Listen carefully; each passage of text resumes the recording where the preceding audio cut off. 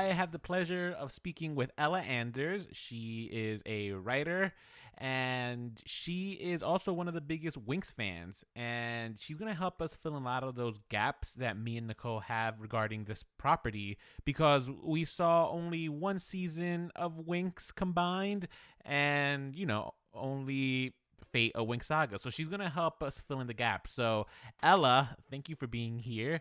Can you tell our audience a little bit about yourself? Hi, nice to meet you. I'm Ella Anders. I am a writer over at BSC Kids and Social Focus, as well as I still am involved in fan fiction. I'm also writing original YA middle school grade novels work as well. My involvement for Winx Club actually goes back 16 of the 17 years of the brand. I fell into the series in 2015, and right around 12 years ago, I started getting into the fandom through fan fiction, which I do continue sporadically. I did for many years run the Winx Club fan site, Winx for Life.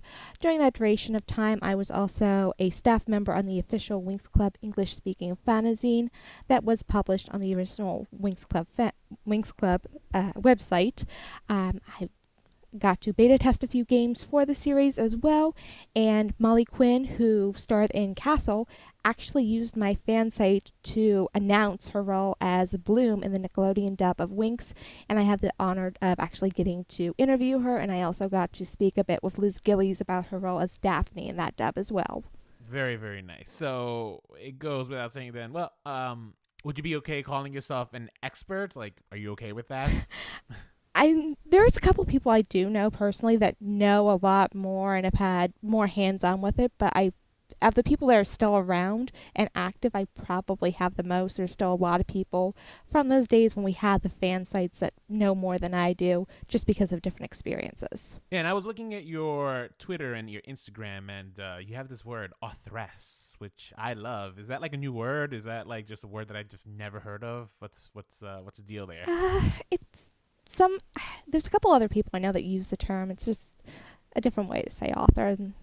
More magical girlesque, because authoress is wings is kind of my branding.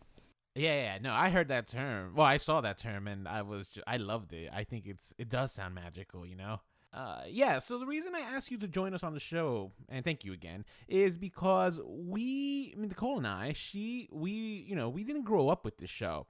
And when did this show just start airing in the U.S.?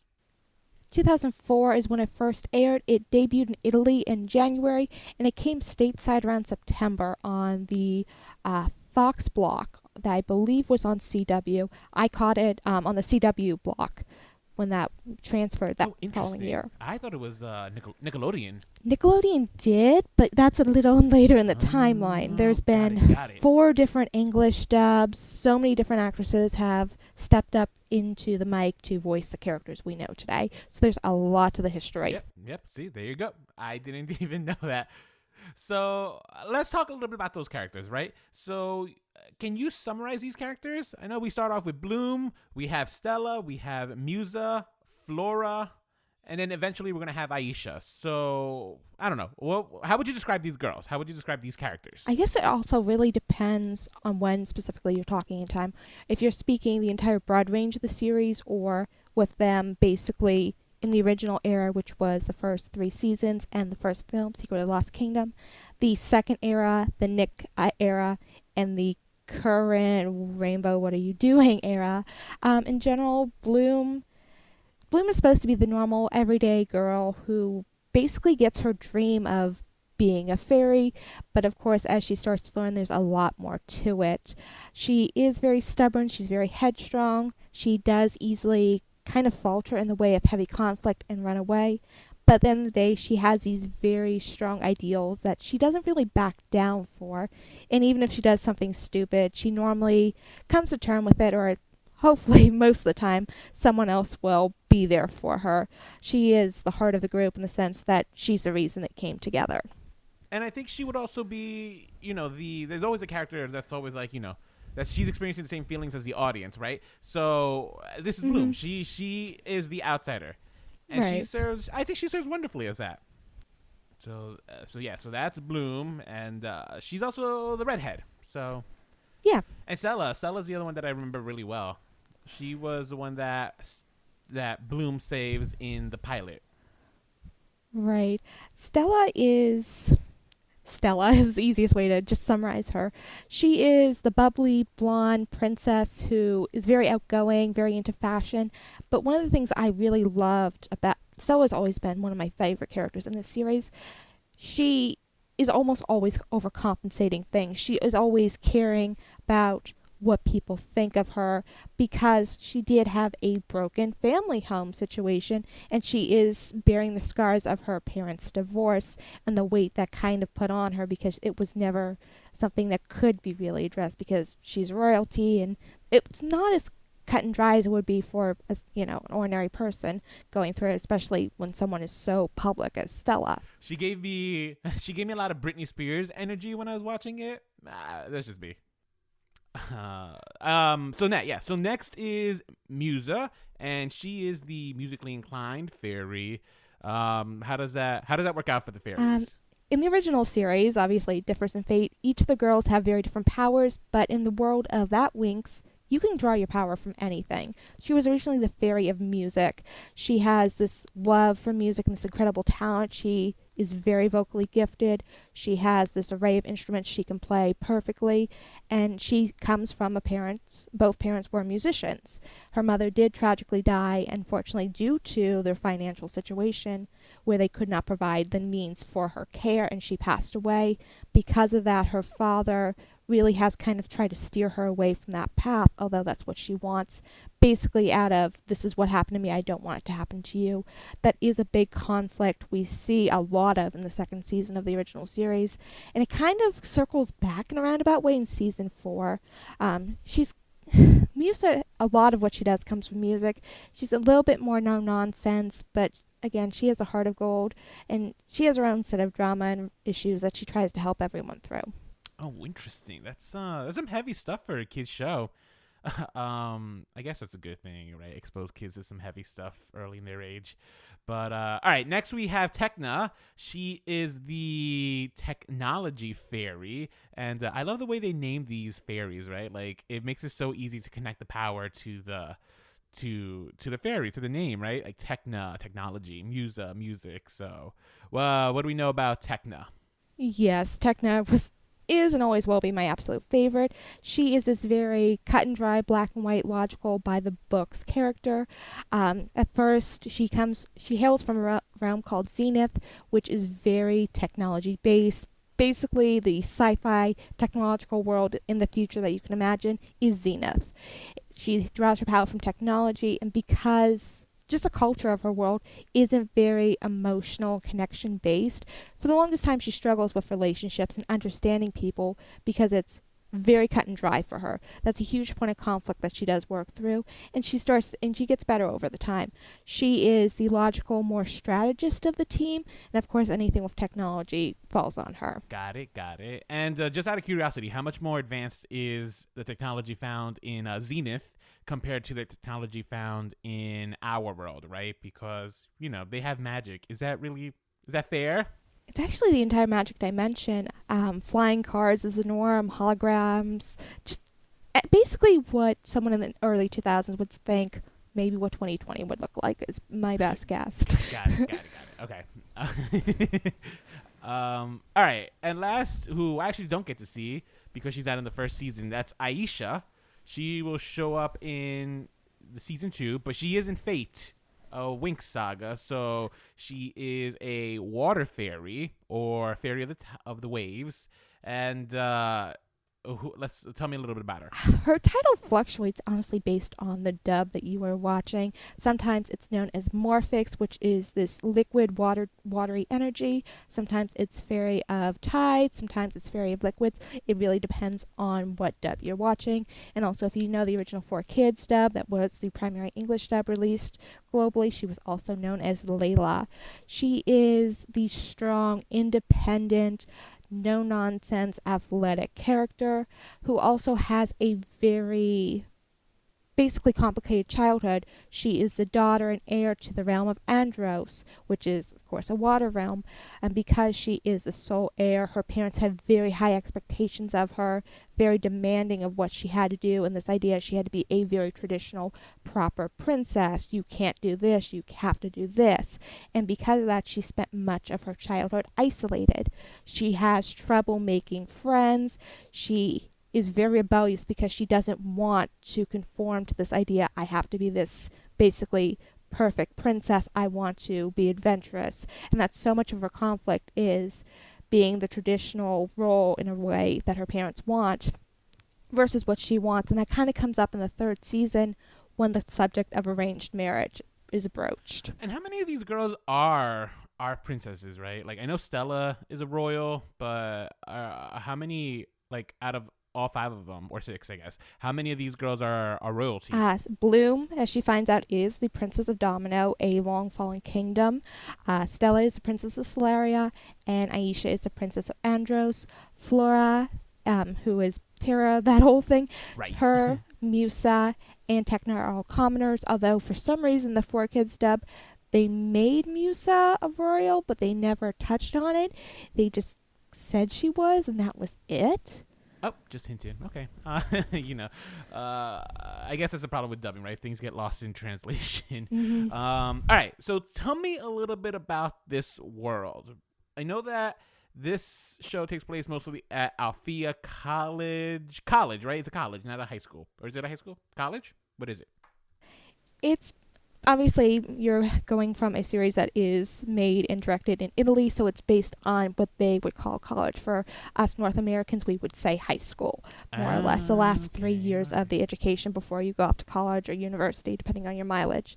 The series is set in what's known as the Magic Dimension, this huge, vast dimension of so many different planets and realms, everyone very different in terms of aesthetic, resources, and basically everything you can imagine. We have Solaria, which is notable for their sun. We have Andros, who has, of course, the water. Domino was once the pinnacle of the entire Magic Dimension, but has fallen and later does get revived in this series. Magix is basically how fans equate it is to like London or New York, the big gathering capital point for so many of the realms. There we find Althea College, Cloud Tower, School for Witches, and Red Fountain for the specialist. Okay, so that answers my next question, right? Which is, I'm going off of what I saw on Fate or Winx Saga, but in Winx Club, the specialists are not associated with Althea College. They basically have an alliance, and throughout the series, we see all of the schools intertwine by doing either exercises together, parties. They intertwine a lot, and they do have like an affiliation, like a sisterhood with each other, but they operate separately. Although all the headmasters do have a relationship together, and they do have history, and they do get along, and they do work together. But they mostly operate, this is your curriculum, this is ours, this is ours. If we overlap, we'll work together, more or less. Okay, now, specialists. Are they also fairies? Technically, everyone in the Magic Dimension has a portion of magic in them. Of course, how much magic varies, and obviously how much magic you have basically defines what you can do. We do know that there are male wizards and there are specialists. There was one, Helia, who appears in the second season, who does have a bit of magic, but he doesn't clearly show the aptitude to do it in more than a combat way. The specialists do have some, because obviously, how are you going to power these flying motorcycles, obviously? All right. And now, the witches, right? And keep in mind, I only saw season 1. But why do the witches have all this beef with the Winx girls? Is it like college? Is it just college rivalry? It started out very innocently. Well, as innocent as you can get for the tricks. They, as senior witches, they wanted to find the dragon flame, the dragon fire, of course, depending on your dub. And they had this suspicion and hunch it was in Stella's Ring of Solaria, which we do see, again, show up in Fate under different contents. So much of actually the initial reason Stella met Bloom, that conflict, was driven around their attempt to get that ring. So much of it goes around the first, roughly 1/3 of the first season. They play this cat and mouse game with each other as kind of a rivalry, for the girls because they keep getting them. They want to get them to stop and get them back, but it's going after the dragon flame. Once they realize, oh, it's not there, it's in bloom, the game changes and they become more aggressive as time goes on. And yes, they are around for every one of the 8 seasons but the 4th. Okay, so they're like the Team Rocket of this, right? 'Cause I watched the Mm-hmm. fun. Yeah, I liked them. I thought they were fun bad guys. Were there any other big like villains that we could expect in Fate or Winx Saga should the show continue? Like any other major bad guys? Any villain that I would expect for Fate to show up would actually be Valtor, but it logically, if you want him to be Endgame, you would not have him in the first season of Fate because of just how much of the ramifications of him being around are. Got it. So he'd be like the Thanos of the Winx Club, you know. Sorry, I love my pop culture references. It's okay. Okay, great. So that gives me a little bit of a better understanding of the world, especially when I talk to Nicole later on. All right, so let's talk a little bit more about the show. So when I was doing my research on this show, I was really surprised to learn that this show is very, very well regarded when it comes to portraying gender norms, or at least breaking them, right?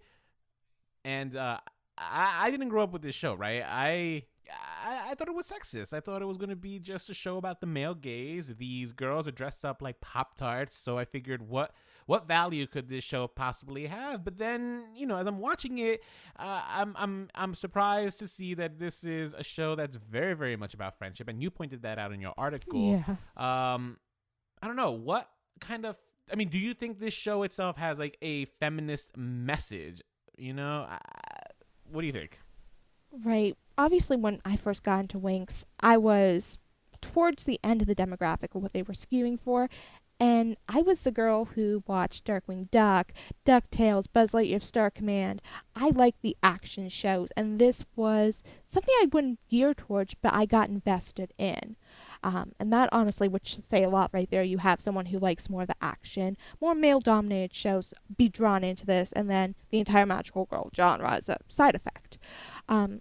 Honestly, the fashion, I feel like a lot of it was drawn from the era it was. I know as the series progressed, Rainbow did collaborate with actual fashion designers to design outfits they wore in the series. And again, it was based on Italy, it was based on Italian and European norms and trends as well, which would be foreign naturally to North American fans because obviously cultural norms. Right, yeah. So do you think that they were modeling these girls after I guess like Milan fashion models, right? Because Italy is one of the fashion capitals of the world. So I don't know. What do you think? Right. We don't know. That's the thing about Rainbow is they aren't very transparent. They'll tell you something, but they won't tell you everything. A lot of the time, like even now, we don't see them really engaging much on social media. So we really don't know necessarily what's going on until it comes to light and everyone starts piecing it together based on what we know. So we honestly don't have to say, oh, it was this designer who did it. It's just not something we have access to, and they've never publicly stated, so unfortunately I can't cite that. But as for the feminist, it was just an idea of we can do what you can do, and we can do it in heels, basically, is the big takeaway I got as a kid. Obviously now, looking back on it, it was at a time when we were starting to see more female characters stand up and take control of the situation of fight. This was the era of Totally Spies, Kim Possible. We were seeing this starting to develop, and we were seeing the girls be the hero and the guys be more support, but be there all the way too. No, yeah, absolutely true. I think when I was watching this show, it reminded me a lot of a show that I used to watch growing up, and that was Sailor Moon. Yeah, when I was watching it, it's just like it kind of clicked. It was like, oh, okay, I get it. I understand what's happening here. And when I was watching it as a kid, like I never thought of Sailor Moon as dressing, really scantily clad, right? That's not something that you think about as a kid. That's not something that you develop until later when you're either developing, your media language or, you're really learning about like the male gaze, that kind of stuff, right?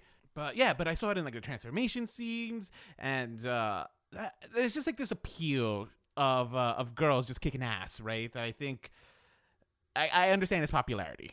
There's just something so wonderful about seeing girls kicking ass. I mean, do you think that's part of the reason why the show's so popular? Why do you think this show is so popular, right? Like, this show lasted 9 seasons. Right. What gives this show its longevity with fans? A lot of it, at least I can speak very clearly with the era of why we got the season 4. I know the first 3 seasons was very first 3 seasons to the film, I probably should correct myself, was very wildfire in Europe. They had ice skating shows, they had theatrical shows for these girls, they had merchandise for everything. There was even at one point Rainbow Magic Land, a theme park Rainbow collaborated with and had a real life Althea castle. It was big.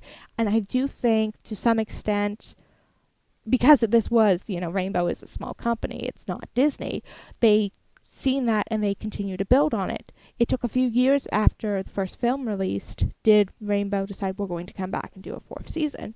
That was huge for fans. And, of course, unfortunately, at that time, we did not have a English distribution channel for the series. So at that point, it was mostly European only until 2010 when I came across the press release for their partnership with Nickelodeon. That opened a huge door, obviously, for them because Nick is a big global entity. And of course, once they acquired that license and they did develop the 4 TV specials to recap the events of the first 2 seasons rather than dubbing it, which obviously the cost for dubbing 2 seasons would be astronomical on top of all else. That was a huge jumping point, and that was a change in the era. I mean, at one point, to promote this, the first special, they literally rented out a billboard in Times Square to run the trailer for like a week straight. That is how big this was.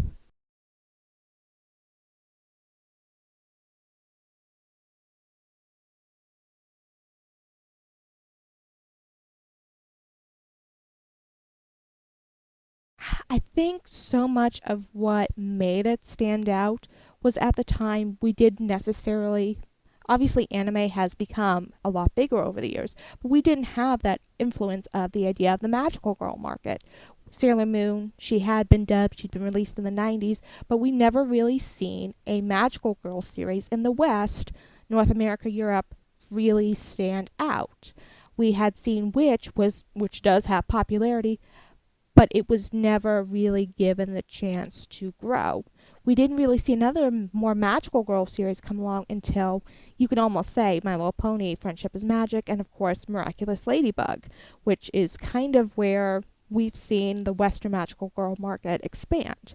I think the thing that appeals so much with Winx Club is just how different it was, especially at the times it was releasing, because you consider so much in the early 2000s we had a lot of different animation going, but we had the idea of these female characters being the heroes, being the center of the story, having that normal everyday life, but saving their world constantly. And then with the Nickelodeon era, the 2010s, there really wasn't much animation going on back then, to be honest. We mostly seen a lot of sitcoms, and although that has its draws and its pros, we didn't really have anything strong animation wise going, and this was again a female centric series, which we did not have a lot of. And being a female centric show was actually something that was important to the creator, right? At least in my research, he has said that there wasn't a lot of programming for girls, which is true, And I think that some of the stuff that gets, marketed to girls, young girls, tends to be, banal.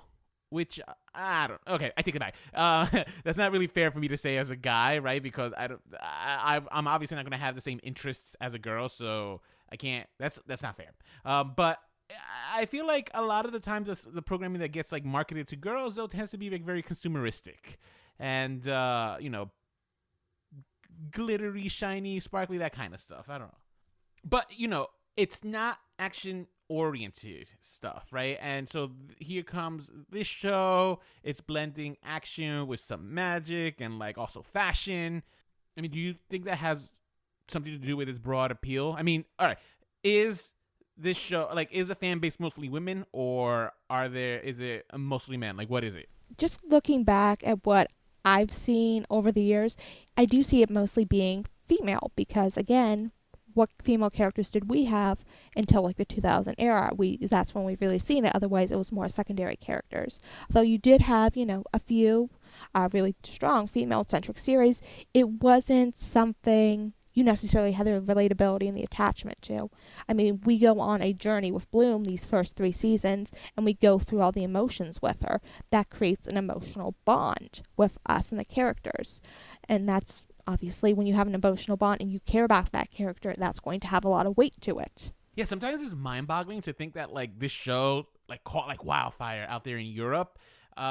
Because as an American, you have like this kind of belief that like we are the center of attention. We create the pop culture that the world consumes, and then you just forget that like there is a bigger world out there, and they have their own interests and they have their own likes.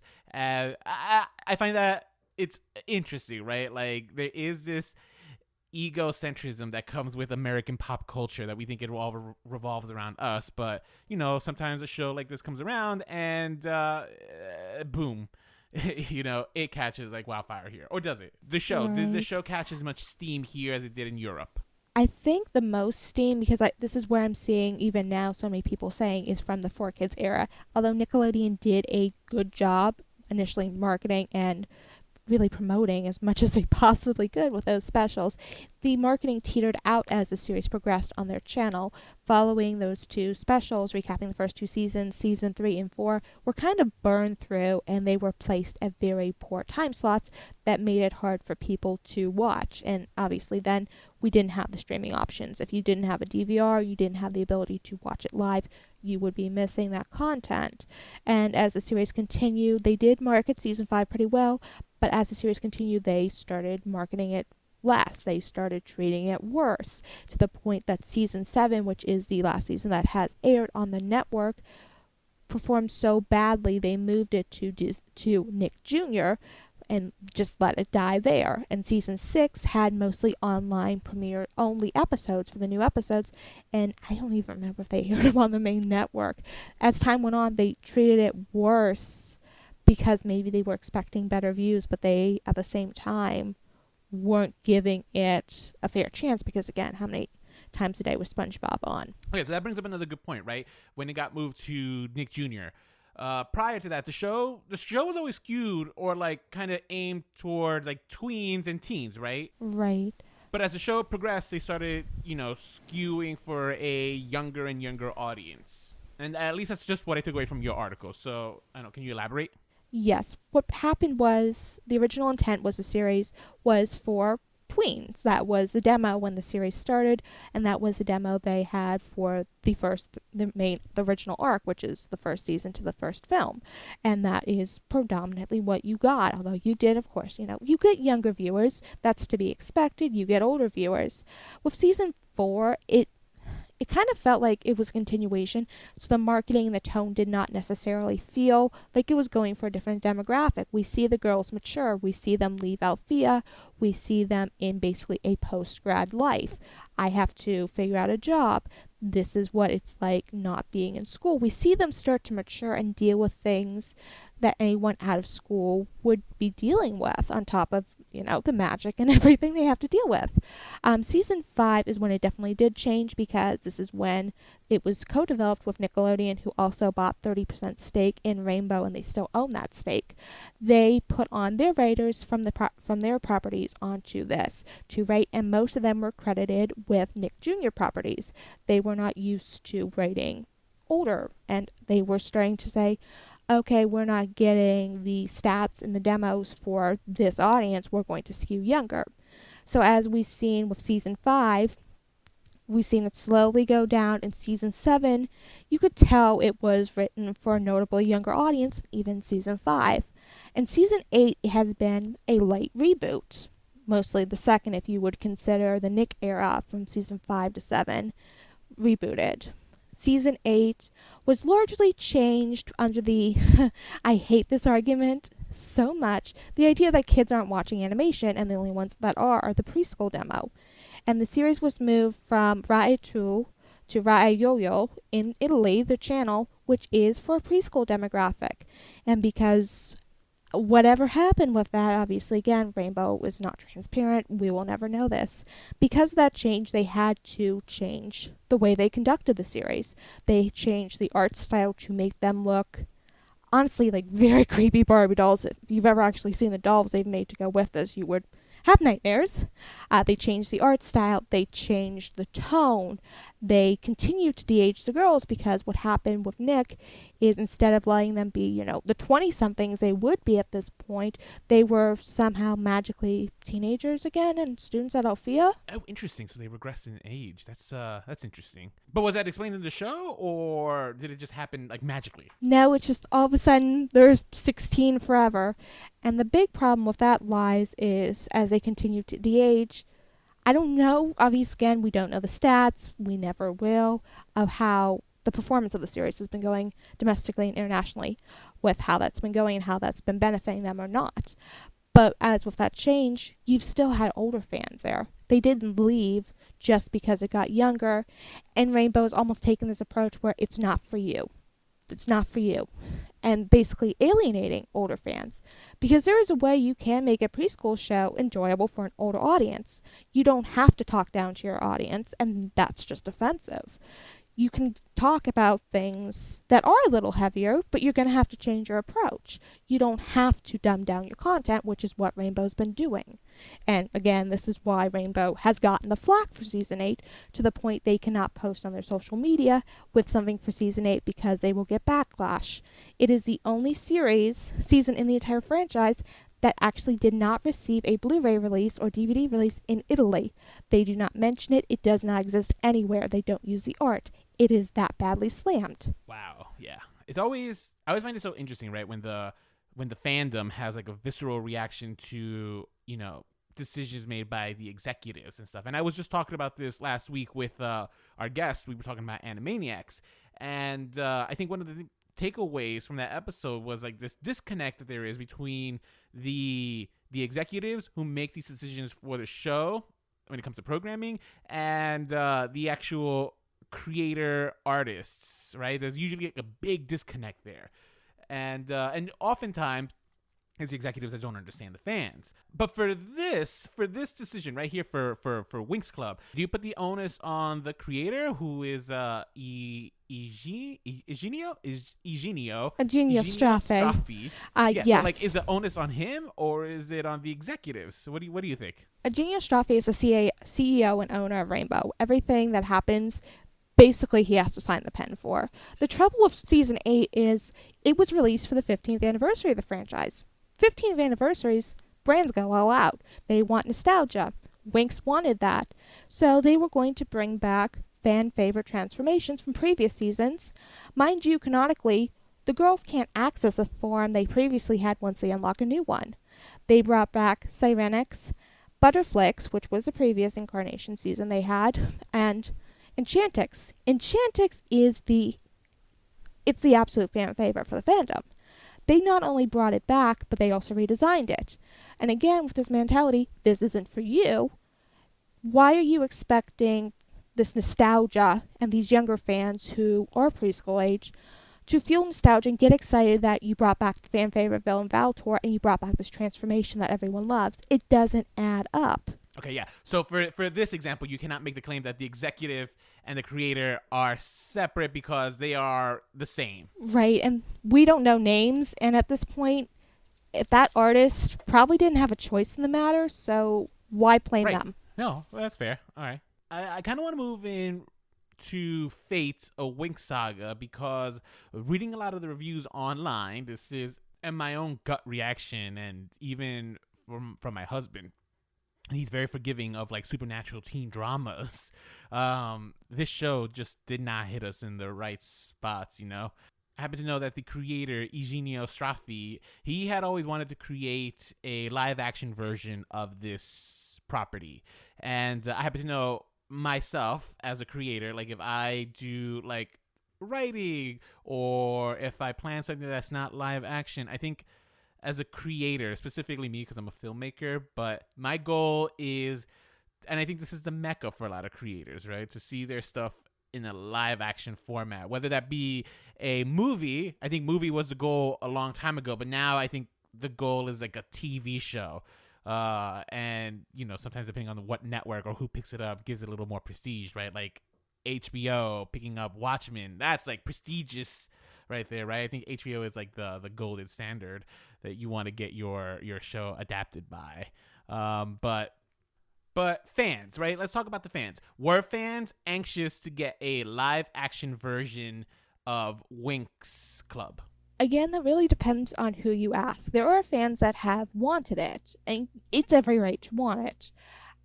And there's some fans that are realizing this won't translate, maybe this isn't a good idea. I've seen both sides of the argument.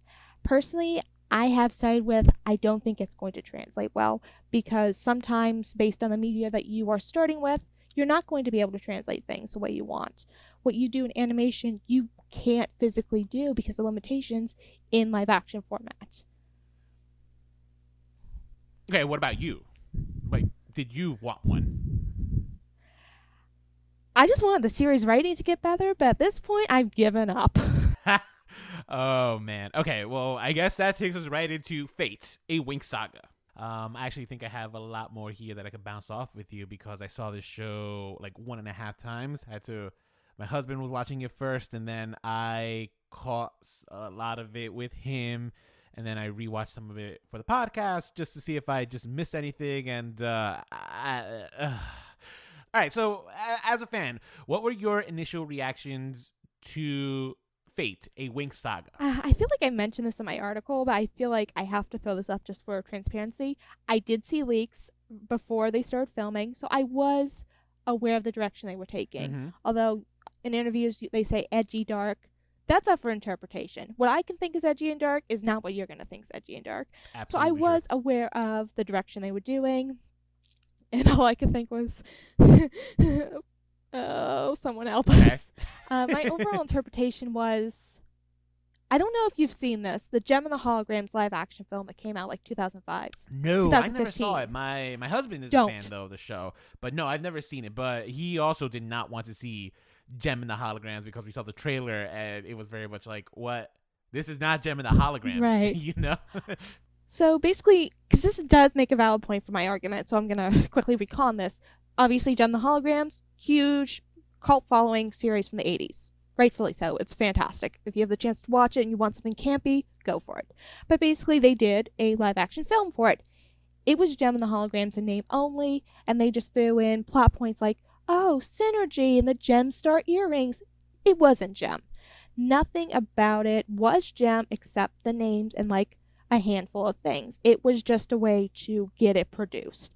And as I've heard so many other people use this argument for Fate, was this the case? Because it didn't feel like Winx. There's a way to make it modern and mature, but keep the heart and integrity of the series alive. There is. A good writer can do this. But obviously we don't have that, and that's not the direction we were going with. So much of it, as someone else I've seen pointed out, is based on the Celtic lore. Oh, and if you were going to do this, why would you put an Italian series with Celtic lore? Unless it was slapped on. Great point. Because it just doesn't equate. Why would you do something that's very Italian with something very Celtic? It doesn't mesh. Oh, interesting. Yeah, no, I didn't think about that. But, okay, so this actually brings up a good point. This is executive versus creator, right? Creator wanted to create a live action series. Netflix is involved. And this is a Netflix original. Yes. And my fear is that what we're seeing happen here is something that's going to happen with another Netflix show that is in the works, Avatar, The Last Airbender. Oh, I know all about that. My fear is how is Netflix going to handle it now that the creators stepped down. But anyway. Horribly. I'll tell you that now. Oh, no. Oh, yeah. No, this is true. But I'm not going to say that all Netflix shows are terrible. But, one that comes to mind is Babysitter's Club. I think that was a great adaptation that really did justice to the source material. But that was the exception, not the rule. But yeah, watching this, it just made me realize that this is exactly what's going on. It's executives not understanding the fan base or going with the trends. And the trend here is Riverdale, Sabrina. And I actually like Riverdale. I think Riverdale is such a bad show, but they know it's a bad show. I think that's what makes it so, it's campy. It's a campy show. And that's what makes Riverdale work. That does not translate well to everything else. Sabrina also comes to mind, right? Where Sabrina, the first season, was actually pretty good. It wasn't bad. It was, but it was a very, very structured story about one girl dealing with the fact that she's a part of two worlds. And it wasn't about her trying to save the world. It was about her balancing the world. And I think that's where the series kind of loses itself when it tries to make these bigger stories than they really should be. And this is where I think this show loses steam for me, right? This is a show centered around like these 5 girls learning magic at a magical college, and they're only being taught by 3 teachers. It loses the illusion and stuff, and it's just like I don't know. I don't know. No, those are my thoughts and stuff. I'm just rambling now. So, what do you think? I hate this was supposed to be for the older fans 18 to 25. You know this. You probably still remember the people who, was in your fandom. Some of them still have their same accounts active. Why don't you look at them? Why aren't you listening to your fans? If you are truly doing something for your fans' sake, why are you not seeking them out? Why are you not watching them? That's my argument. Rainbow, we knew, watched the fan sites and the YouTube channels during the time when they really did care. When season 4 was around, we knew they looked at our sites. It was a known fact. You still know these people. Some of the sites are still up. Why aren't you watching those people and watching their trends and seeing what they're going for and figuring out how can we do something in our vein to make it appeal to these people? They know their demographic. Common? You can't use that argument they don't know. Sorry. Is that something common where the studio will be spying on the fandom? Not to my knowledge, really. So much of it stems from one of my dear friends, Michael, who ran Michael's Winx Club. And the site has been closed, and he was basically the father figure of our fandom, the English speaking. He knew everything. He went to the Licensing Branding Expo, and he talked with Rainbow, and he met a genius staff, and he did so many things with them hands-on, and he got to know things before anyone else, and he got to break the news. Because of his site, and, he knew Rainbow looked at his site because, they were in communication. All of us, we were in communication with him, and we all shared news, and we were linked on his page with our accounts and our sites. I mean, we knew they looked at us, and they knew who we were. And to be invited on the fanzine like I was, I knew they knew who I was. Yeah, so that has to make the sting of this show like even worse, right? Oh man. Okay, so let's talk a little bit about characters, right? Because I know one of the controversies that came with the development of this show, or at least when they were announcing the characters and the casting, was casting, right? Like, fans had a bad reaction. They cried foul, and they made claims of whitewashing some of these characters. So when I was watching Winx Club, it never occurred to me that some of these characters were coded as, other ethnicities. But, when I was doing my research, I come to find out it's just like, oh, duh, of course some of these girls, they're not all white. But I think for me, it's sometimes it's fantasy, right? So I'm not necessarily thinking about like Asians and Hispanics with fairies, because it's another world. However, I think sometimes representation is important, especially for younger audiences. So it's like a mixed bag for me. But when you're doing a live action adaptation, obviously casting is important, and if a lot of your cast all look white, it's it leaves a bad taste in the mouth. So what do you think? I mean, do you have any thoughts on that? I think everyone has a right to feel the way they do. I don't think that this was right. Obviously, there was a reason they were inspired by the people that they were and created and designed to be who they were. Flora was intended to have that complexion. Misa was intended to be of Asian origin, mostly Chinese, because that's the influence we see in her home realm, Melody. It was done from a very intent creative purposes, because you can't create world building without using some building blocks from their own world. It was very clearly created that way. Obviously, I get that maybe this actress was great and fit the role, but at the end of the day, You are changing something that meant a lot to someone, that has a lot of weight to them. You have to know there's ramifications for that. Do you go and completely harass these people on social media, the actors? No. They had nothing to do with it. They went in for a casting, they got the job, and they're doing their job. It's not their fault. The executives and the people who did the casting, yeah, it's on them. No, I agree with you 100%. This is not the actress's fault. They should not be the ones getting the hate. This falls on the executives who made these decisions. But one of the interesting casting decisions they made was with Tara, who is an original character, right? She's not Flora, who was in the original show. But in this version, she's a fuller body girl. Making this character not like this waif-like beautiful figure, but showing rather a different kind of beauty, I think is important. So, I mean, what do you think on this casting choice? What do you think of this portrayal? Because I thought she was the only one that was actually like kind of fleshed out as a full character. I wish she had been Flora for the obvious reasons, because Flora, just who she was, as I've even come to have to step back and realize, Flora kept the group together. She was the mother figure, and by removing that from the dynamic, you completely changed the group. So in a way, you needed to have Flora there. As for making her a full figure, why not? I just wish they didn't make into so much jokes and cracks about why can't she just be a full figure and completely confident in herself? Why can't that just be who she is and she owns it? Why do you have to point it out? There's no reason to make her insecure because of that. Make her insecure because of something else. That's not something to feel bad about. For all you know, that's not even in her control. She could have anything, any reason why she's that way. Don't make fun of her. No, yeah, that's like 100% true. You're right. That kind of writing kind of feels old and dated. That's the struggles of body image and weight loss. I think they're real, but like it's kind of it is weak writing if you're just gonna make that the main focal point of a character in 2020. Like, this is not the 80s. This isn't the 90s. Like, I think viewers, especially like when you're targeting like younger audiences, I think they have come to expect that at a certain point, like, there are more important things to worry about than how people look. At least I would hope so, right? Like, I'm hoping that a lot of those campaigns here in America have worked. The do better, be best campaigns that both respectively were done by the Obamas and and mind you, this show is supposed to be targeting like a older audience. Why are we giving them like these like childish storylines? Like, it doesn't make sense.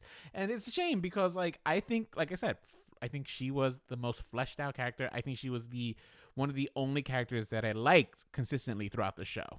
She was the most enjoyable and relatable character we had in that series. She's the only one you cared about. Yep. Absolutely true. Let's talk a little bit about Bloom, right? The main character of this series. I hate to say this, but Queen of Bad Decisions. yeah. Queen. Yeah, that's right. Queen of Bad Decisions, Bloom. What do you think of this character's portrayal? She almost killed her parents in a fit of rage. That's how she discovers that she's a fairy. And then there's also like a love triangle between her, Stella, and Sky. Logically, of her power and her always having, the fiery temper, something was bound to happen where she lost control. It makes sense narratively. I get, obviously, having issues with families. That's common. Everyone has it. But we never get an understanding of why they have that issue. We know it's because her social life or non-existent social life. But that's just so vague. How is that grounds for having her door taken off? Why is that grounds to have this horrible relationship that suddenly just magically is fixed by the end of the season? I hate that we don't get the depth because she hates her parents. She almost kills them, and all of a sudden, I love them. I need to go back to them. It doesn't make her understand. And obviously, Bloom in the original series, she wants answers to why she is where she is, why she has these powers. But she never stops to think, who would lie to me? What do this person have to gain by telling me this? She never thinks things through. She never second guesses anything. She just automatically goes. No, I think that's true. And I think it was kind of a weird direction to take the show when you make the conflict between Bloom and her mother being the fact that like her mom just wants her to be popular, and it was weird. It's just like who has a fight about this? Like, wouldn't any parent be happy to have a child who's studious, right? Like, again, there are more important things out there than just like being popular and like what you look like. So yeah, it just really felt like the audio, like the writers of the show just did not know what's really going through the minds of teenagers nowadays. But If it was just if weird. they were going to give her something to be upset about with her parents, they needed to do something that had some weight to it and we could understand where she's coming from. It didn't add up, and they took out the adoption storyline, which was huge because that was the center point of that relationship. We loved you enough to adopt you, and we knew you had magic, but we accepted you back then. Why wouldn't we accept you now? Yeah, That it was was taken because out. in this one she's just a changeling and she was taken, but the parents think she's a biological child. And wait, I'm actually forgetting. Like, if she actually revealed her power, she revealed her powers at the end, right? She does a big reveal, and it just kind of like magically tidies up at the end. Yeah. It was like a quiet montage. She's just Yeah. revealing her power, and everyone was just like crying. It almost felt like a coming out scene in some weird way. Anyway, in this world, in the world of Fate, a Winx Saga, and I'm asking this question on behalf of my husband because he was very confused by it, Okay. and I was too, even on 1.5 watches. Are the specialists fairies? Again, I think the argument can be weighed. They do have magic because I would assume in your magical world, chances of you not having magic are slim to none. And it's equivalent of someone not having a quirk in the world of My Hero Academia. It's an abnormality. I assume they would, but none of that's explained. We don't know. Like I pointed out in my article, is there a prerequisite in this world? You have fairy magic. You're a fairy. You have to basically enroll in this military. We don't know. They give us no world building. We are kept at Althea. We're never given explanations of anything outside of it. We're never given explanation of how really magic works or their history or anything. It's fly by the seat of your pants. No, no, it's true. That's one of my big problems with this show. I did not understand its magic system. There was no system. That's it. Yeah, no, that's it. You're right. There was no magic system. Like things happen just for the sake of moving the plot along. So the burnt ones, right? That's what they're called, right? The burnt ones, or Yeah. the burnt ones, whatever. Are they referencing like anything from Winx Club or anything, or are they like an original creation for the show? I think they were supposed to be a play off the Army of Decay from the season 1 final because they were linked to the Dragon Flame, which in the original series, the Dragon Fire summoning them is what creates them. That was my take on it, but then they find out they're actually human, and that just throws a monkey wrench. And okay, what are you doing? Are you just baiting us so you can get more seasons? No, you don't do that. Yeah. What was your what was your reaction, I guess, to like this added element of like political intrigue? Because I think they kind of went the Game of Thrones kind of style, right? Like you have the Queen of Solaria going against the headmistress. Everyone's keeping secrets, and it's like this game of chess for power in the realm. I don't know, like that. Obviously, that's not in Winx Club and stuff. Like I think that is just a ramification of Game of Thrones that is had on pop They didn't culture. exist. What do you like? What did you think of that added element? I mean, could you even I make sense of any of it? To be I honest. can make sense of it if I rewrote it. That's what you're asking. I feel like though with this world, because they are still pulling to some extent from the world we know, that you do have these royal families. You do have them in charge. You almost, especially if Stella being present, you can't completely alienate it. But do you need to put on that much display this early? No. So much of it was, okay, let's hurry up, put this together. It didn't feel like a finished story. None of it did. And these ideas, they are barely executed, or they're just executed enough to, oh, we'll get them hooked. We'll do another season. Then we'll deal with it. It's just so brushed off. We don't have a reason to be invested in these characters, this world, because we don't even have a good understanding of it. So when I was reading your article, one of the things that you pointed out, and I agree with you, is how they kind of muffed up Stella's character, right?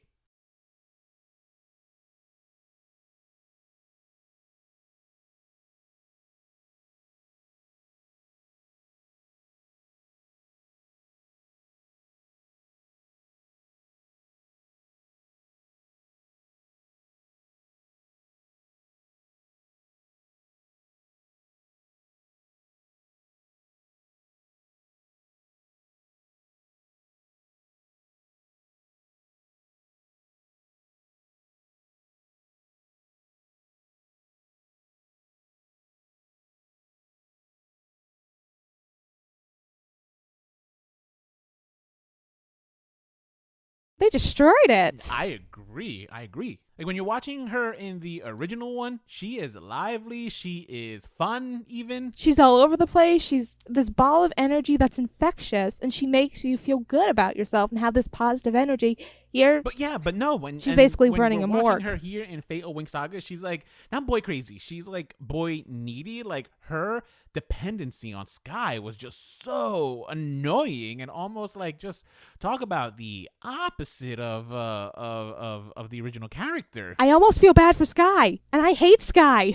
No, yeah, Sky was just not pleasant to look at. I'm sorry, not look at. To be around, right? Like I think he was just like such a flat character, and it was also there were Writing. not a lot of good performances in this show, in my opinion. But like, I think Sky probably stood out to be one of the worst, and I think he just had no chemistry with him and the girl who played Bloom, and like a lot of the Right. show was hinging on this As like a- romance, and didn't deliver. As a writer, I tend to focus more on that attribute of any type of narrative or any type of production. Although I do have some theater experience, I don't feel qualified to necessarily say about someone's acting. But I do feel like, I don't know, maybe they didn't have enough time to prepare for this, is what I almost half wonder. Did they not have time to rehearse and build the chemistry? Because at some of these points, it's like, do they even look like they even have any feelings for each other? No, yeah, this is just like it just wasn't. This is just not a a good show. And like I said, even for my husband, he loves this kind of stuff, and it just wasn't working for him. He was just watching it to watch it for the podcast, which is rare for him, right? Like on some level, I think he usually tends to enjoy some of the stuff that we cover. But oh, that reminds me, I actually have another question on his behalf. He wanted to know, why does Instagram work in this other world if we're in another dimension full of magic? Like, why can the fairies access Instagram? Again, I could tell you if I rewrote it. That's about as much as you're going to get from me, because I have no idea. Because I was talking to some friends and like, why are they posting on Instagram if they're supposed to keep this a secret? No, yeah. I mean, Good it was luck with just in that. there sometimes to just move the plot along. Like, oh, I saw this on Instagram, right? But it's supposed to be a secret world, so why are we posting it?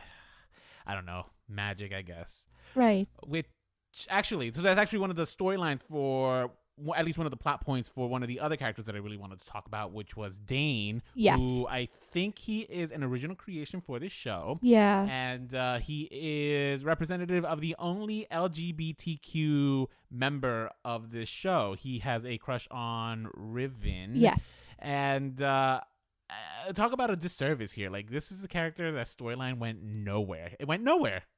And he starts off as a potential love interest for Tara, but that kind of falls apart when he's, posting shitty videos of acting like an ass with Beatrix and Riven, right? All to impress Riven because, you have a crush. We've all been there, right? Some of us have been there. But by the end of the show, I just feel like they've just, I think they just forgot about him, right? And again, I wasn't a fan of that. Considering this is a show that's trying to target an older audience, a more mature audience, right? Do you think the show presented an opportunity to make one of the main Winx girls, possibly on the LGBTQ spectrum? What do you think? Considering they basically took the game book, threw it out the window, set it on fire, and then set it on fire again just to make sure it was dead, yes. I feel like, I'm honestly surprised they didn't. I don't know who necessarily it would have been the best move with, but at the same time, we've seen them poorly execute one character in that way. I don't know, again, I feel like so much of this had to do with the writing. Obviously, it being horrible, which we can all unanimously agree on, but this idea that my personal stance is I don't think they knew how to write an ensemble compelling enough. Because how many of these characters do we really know anything about and care about? But they also were trying to be overly ambitious with the narrative, with all these plot twists and everything that they couldn't even keep straight. I think it was all in the writing, because I don't even remember his story. I'm like, is he just a henchman? If he's a henchman, why are they giving him so much screen time? Normally henchmen get like 3 lines and they're done. Yeah, no, he just basically disappears once he breaks Tara's heart. I don't remember him at all in that final episode. So He teamed up with Beatrix. Beatrix, right? Actually, let's talk a little bit about Beatrix, right? She is, again, an original character, and what are your thoughts on her? Yeah, she was the tricks consolidated into one. I think she honestly was, next to Tara, one of the more compelling characters in the series. Obviously, we don't get a lot of her motivations, but I do feel like we got more from her than we got from the other characters. I feel like we have a better understanding of her motivations than we do even Bloom's. She is obviously playing up the tricks card. She's playing everyone she can play. She has an end game, but that's not to say she's going to not get played by the end game she thinks she's playing. Um, and now with the bombshell that she was raised by Sky's father, that's going to complicate things if we get another season. Again, if. That is an if. We don't know if, as of right now, we don't know if Netflix has picked up Fate, a Winx Saga, for a second season.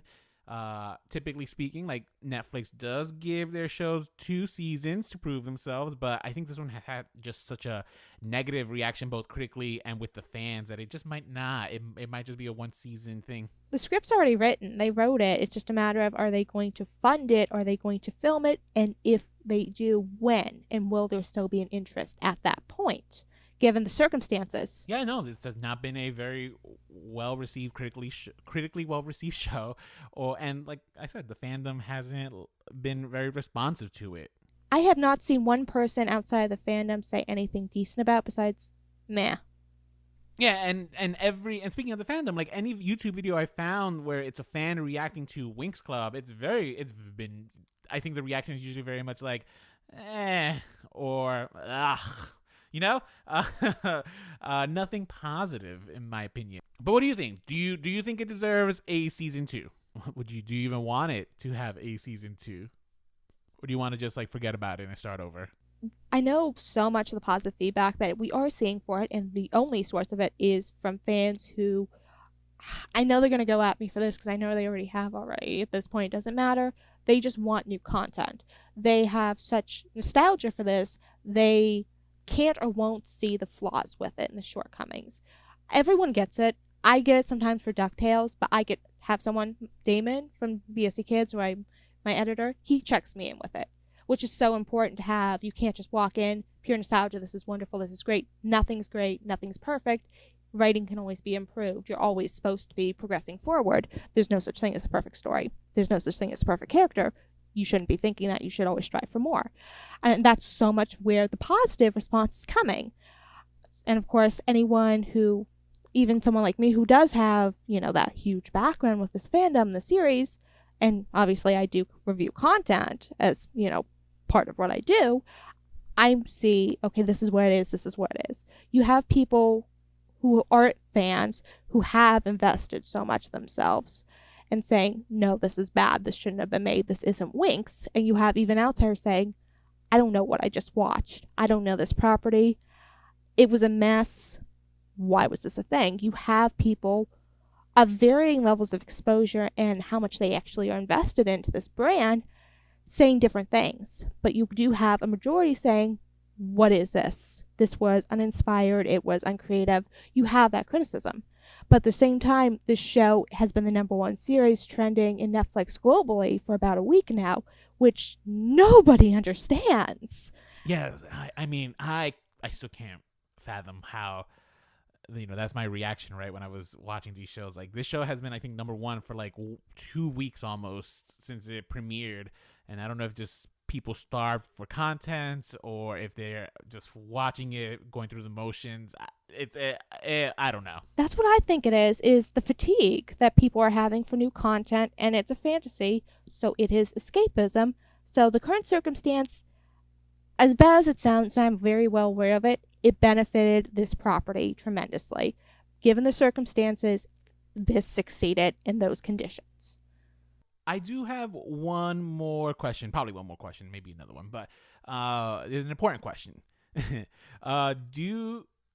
The show, you have stated, and you can tell just from the style, it was targeting a older audience, a more mature audience, right? And it's rated TVMA. Do you think that was the right call? Like, do you think that TVMA was even the right rating? Because I don't know. I've seen, like, it wasn't, nothing on there stood out to me as being too mature. I feel like the TVMA was more like for scandal press. Like, it's just like, oh my gosh, TVMA for this old kids TV show, right? But that's just me. Do you think that was the right rating? Do you think And do you even think that they were targeting the right audience? And what do you think? What do you think? This is again where I'm compelled with this because I mentioned this in my article. How are you going to coincide the same brand, the same name, one for adults and one for preschoolers?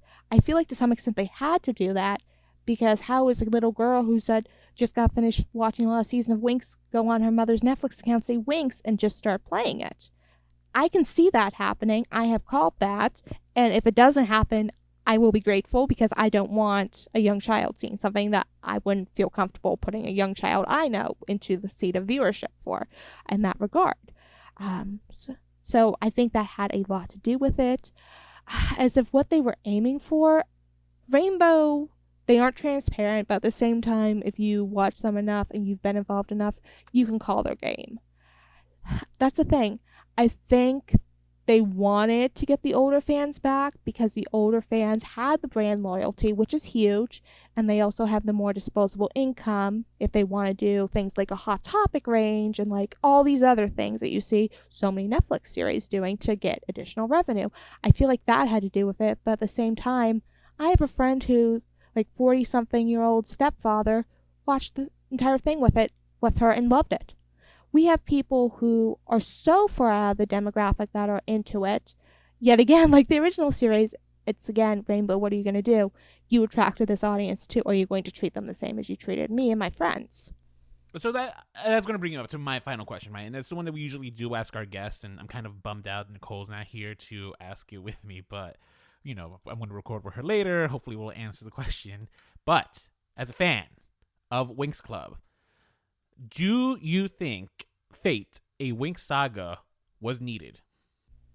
It depends on how you look at it. Was this needed for the fans? Yes, if you were desperate and wanted more Winx. However, I feel like this almost had to be done to save the franchise in a way because of how it has gone down. It has fizzled out globally because, again, Miraculous Ladybug has kind of taken over in Europe.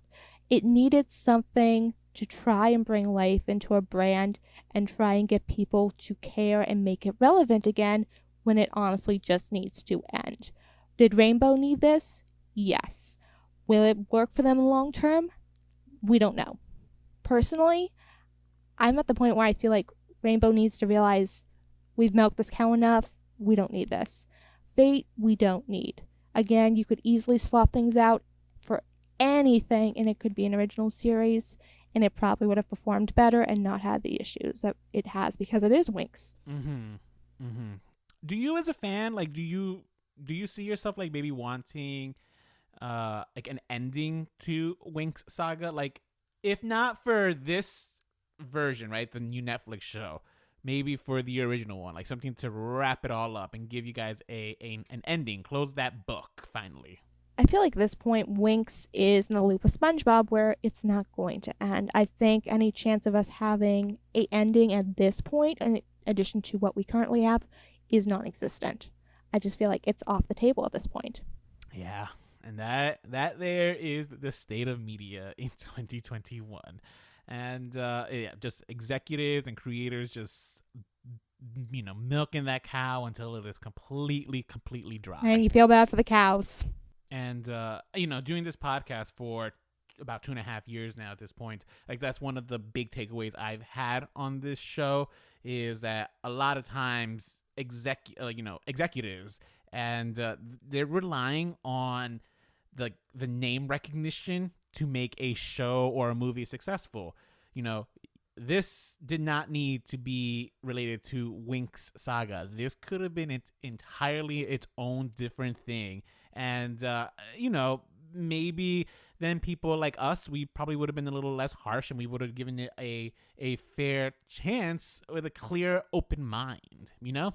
It could have been a new thing. It could have been anything. No, it could have. It could have been anything, but they chose to rely on that name, and I think that's ultimately what kind of led to its downfall. And where's the original content with heart and integrity? It's nowhere. And that's a very bitter note to end this interview on. But hey, we are talking about Fate, a Winx Saga. Ella, thank you so much for joining us today. It was a real pleasure speaking with you, and thank you so much for helping enlighten us with more Winx knowledge. Ella, can you let people know where they can find you? Right. I'm, of course, a writer over at bsckids.com and socialfocus.com. My Twitter handle is just Ella Anders, and my Instagram is at Office's Wings. Yes, awesome. Thank you so much. Of course, anytime. And guys, we will make sure to include Ella's social media links in the description, as well as her a link to her article about Winx. And guys, also don't forget to make sure you rate and give us a review on Apple Podcasts. It really helps out our audience. Or other audiences find us. And be sure to like us on Facebook, facebook.com/Remakes, Reboots, Revivals. We're also on Instagram, Remakes, Reboots, Revivals. And you can email us. Our email address is remakesrebootsrevivals@gmail.com. You can also give us a call. Please call us. I want to hear from you guys. Let me get that number. The number of the Remakes, Reboots, and Revivals hotline is 862-248-2326. Give us a call. Leave us a voicemail. We might play it on the air. With that said, everyone, stay unoriginal.